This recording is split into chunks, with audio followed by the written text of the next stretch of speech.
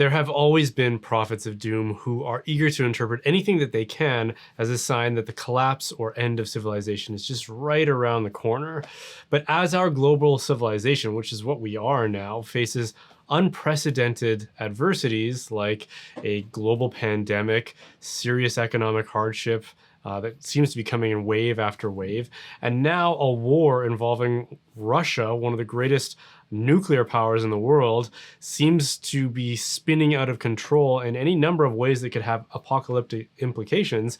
I imagine that more than a few people are asking themselves sincere questions about what the decline, if not the collapse of civilization actually looks like.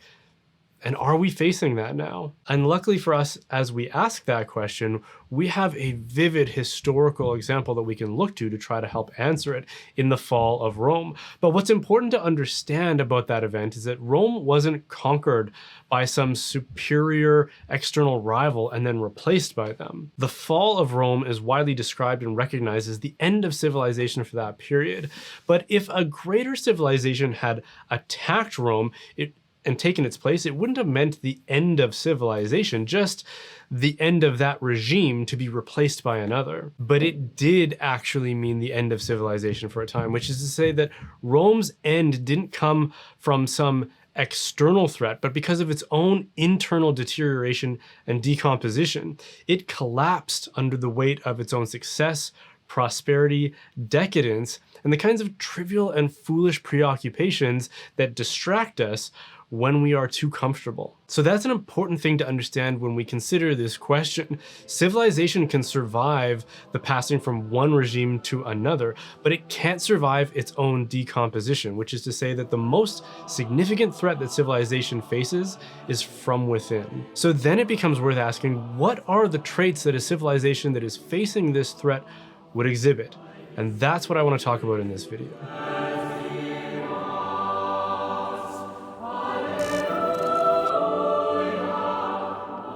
The first thing that I want to identify, and this might be the most important, is a pathological self-hatred, especially towards your own history, culture, and tradition. Because civilization isn't built in a single generation. It is a multi-generational enterprise working together in succession. Both those who build and innovate and those who inherit what has been built by honoring it, retaining it, and continuing in that enterprise. This requires, by definition, that each generation shows goodwill and concern for the other. The older generation must see benefit to caring for and educating and blessing future generations with inheritance, and future successive generations have to hold their ancestors in high esteem and honor for the work and the knowledge that they achieved and have been willing to transmit to those future generations. And for thousands of years, and frankly all of human history, this was the pattern of multiple generations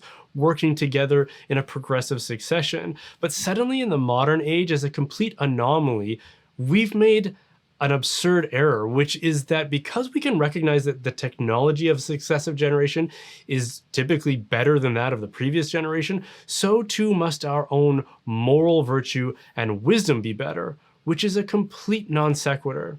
And the unfortunate effect that this has produced is that each successive generation considers itself to be superior to the previous generation in every way, and is therefore right to hold that previous generation in contempt and to reject their moral wisdom, knowledge, and customs. And we call this progress, but it's actually the least progressive thing we can do, because progress means moving progressively, successively towards a particular direction, towards a particular vision of the good.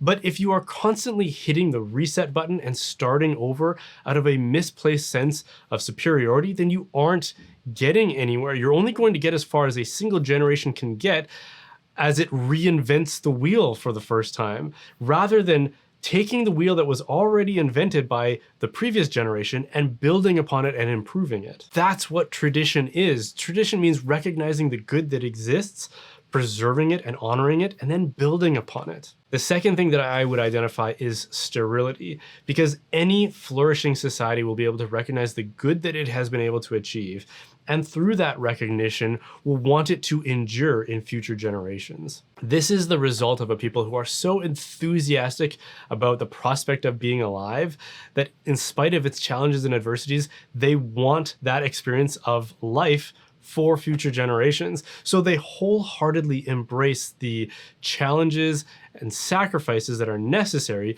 to produce and ensure the survival and flourishing of those future generations. Only a people who have given up or who are too self-involved to care about the future would willingly sterilize themselves and refuse future generations all the good that it is that they've benefited from and inherited. Only a people who have lost hope and embraced despair would do such a thing, and such a people would surely be unable to rise to the demands and the challenges that civilization places upon them. The next thing that a civilization requires is an education system that sees fit to teach successive generations about the good that it already possesses. This is, by definition, an enterprise in tradition. What else is there to teach if not the knowledge and culture that has already been realized? If not that, then you end up with an education system that is teaching its own novel, untested ideologies, which will inevitably be in contrast to those of the children's parents, which is a system that dishonors the wishes of the parents who placed their trust in that system. Any education system that tries to wedge itself between the generations of parents and children is one that has identified itself as being committed to indoctrination and manipulation rather than actual education. The next thing that I would highlight is a lack of appreciation for the incredible privilege and benefit that a generation possesses. Like, my generation inherited the most wealth, prosperity, and opportunity of any generation in all of human history. We should be walking around shaking our heads just saying, I can't believe how lucky we are. But instead, all we do is identify and fixate on all the things that we believe to be wrong with the world and insist that our theories about how to do things better must be embraced, even though they are entirely unproven and untested. But we couldn't be more sure that we are right about them. We've never had more wealth, opportunity, and technology at our disposal, and yet we've never been more miserable, it seems. We're just a lethargic, ungrateful, depressed, and complacent people in spite of the unprecedented privilege that we have. That seems to me like a people who are destined to give up and throw in the towel at the first sign of anything less than unprecedented privilege and prosperity. Now, here's possibly the most controversial thing that I will say, but any good structure, which is what a civilization is, requires that it is built in layers with different systems serving different functions. It's going to have rudimentary structural elements like a foundation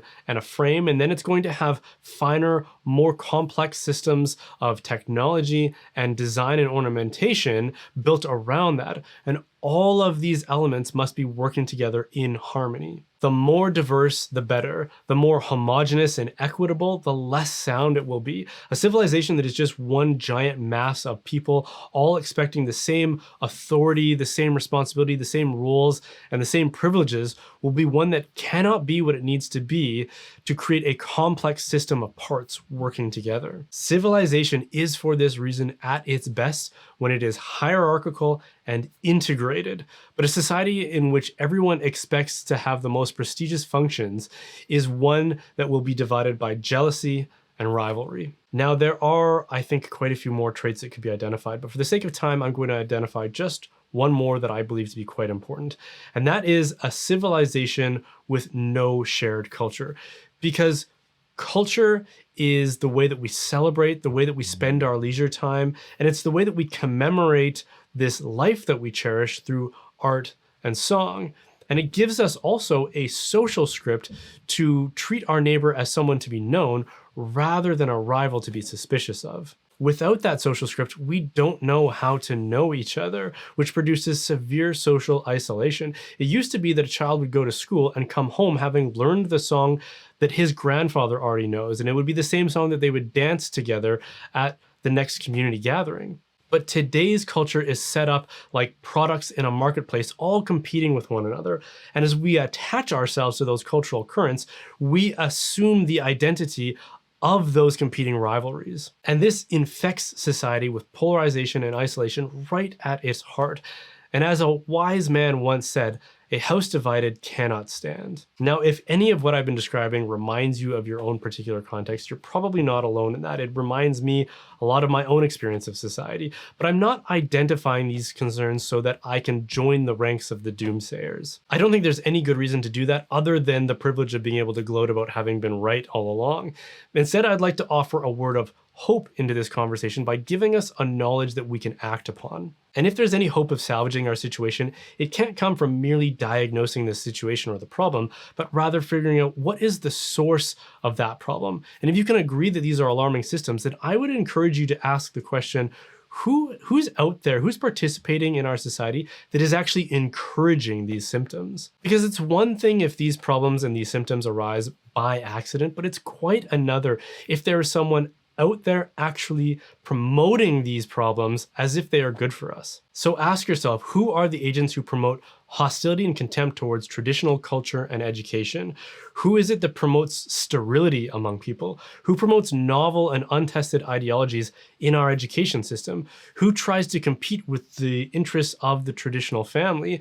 And who is it that promotes a chaotic multiculture at the expense of a single harmonized culture? If you can answer those questions, then it should give you a sense of direction about what it is that you need to build and who it is that's going to resist you in building it. And as you take that knowledge, go and have lots of babies. Hey, thanks for watching. The reason I can continue making content like this is because of the generous support of my viewers. If you are able to support the work I'm doing, there are a couple of ways you can do that: by donating through my website or by joining my online community, The Reinforcements.